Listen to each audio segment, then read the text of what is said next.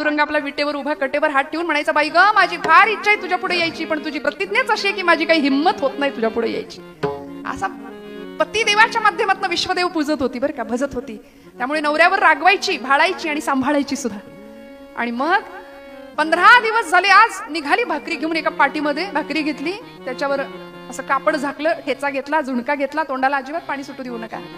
छान शेतकऱ्याच्या घरचं जेवण, वा वा. आणि असं तुंबा घेतला, कडू भोपळा, त्याच्यामध्ये पाणी भरून घेतलं आणि निघाली वाटेनी चालत चालत. वैशाखाचा महिना, पायात चपला नाही, दरिद्रता, 18-20 दारिद्र्य अशी अवस्था घरामध्ये, प्रचंड दरिद्र. आणि गरिबीचं वस्त्र ज्यांनी ओढलंय ना, त्याला आजही समाजात सख्खा भाऊ सुद्धा ओळख देत नाही. हा, पैसेवाला जर समोर ना असला, नातं नसलं तरी त्याला रावसाहेब काकासाहेब म्हणून त्याच्या मागं फिरतील. ही पैशाची किमया आहे. आज होतं ते वस्त्र नेसलं आणि निघाली बरं का वाटेनं चालत चालत चालत. वैशाखाचा महिना, रणरणत ऊन, पायात चप्पल नाही, करवंदीच्या जाळ्या लागल्या भोरप्याच्या डोंगराकडे जातानाच्या. आणि अनाहूतपणे वाटेमध्ये पडलेला एक काटा, त्या काट्यावर गचकन पाय पडला आणि अर्धा वीत लांबीचा काटा टाच फोडून बाहेर आला. फळफळ रक्त व्हायला लागलं. मटकन खाली बसली, तुंबा फुटला, पाणी सांडून गेलं, भाकरी मातीत पडली. आणि काट्याच्या वेदनेपेक्षा जास्त वेदना झाली जेव्हा नवऱ्यासाठी आणलेली भाकरी मातीत पडलेली बघितली. पटकन भाकरी घेतली आणि त्याही परिस्थितीत मेल्या काळतोंड्या, अरे कशापायी माझ्या मागं लागलायस म्हणून पांडुरंगाला शिव्यांची लाखोली.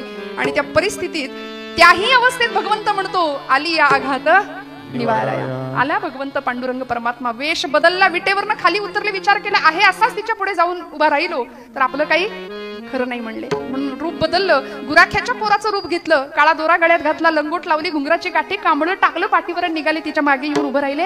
हाक मारली, माय काय झालं ग? ती म्हणली, मेल्या काळतोंड्या, इतके दिवस या भागात कधी दिसला नाहीस आणि आता कुठून आलायस? तो म्हणला, तू बोलवलं म्हणून आलोय. बरोबर, जास्त बोलू नको म्हणली, माझ्या पायात गेलाय काटा, तुला काढता येतो का? ते हसले म्हणले, माय आतापर्यंत कैकांचे काटे काढलेत मी.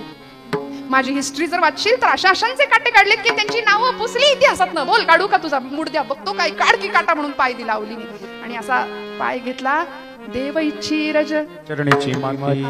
काय भगवंतांच्या अमृत हस्ताचा स्पर्श आवलीच्या पायाला झाला. श्रोते हो, पायातली वेदना संपली, काटा केव्हा निघाला कळलं नाही. पाय झपकन मागे घेतला, भाकरी घेतली.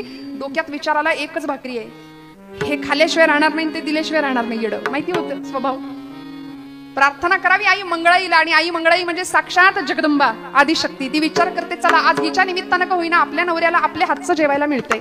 नाहीतर इलेक्शन लागल्यापासून घरी जेवायला तयारच नाही.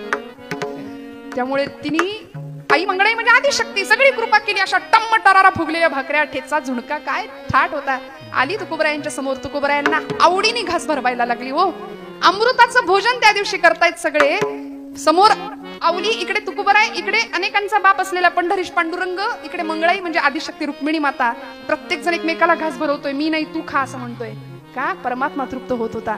आवलीच्या आयुष्यामध्ये संग मिळाला. तुकोबरायांचा परिणाम असा झाला की पांडुरंगाची कृपा झाली. नव्हे, पांडुरंग परमात्मा आला, काटा सुद्धा टोचू न देण्याची जबाबदारी तो घेतो. फक्त त्यासाठी काय करावं लागेल? तुकोबराय सांगतात अभंगाच्या द्वितीय चरणात,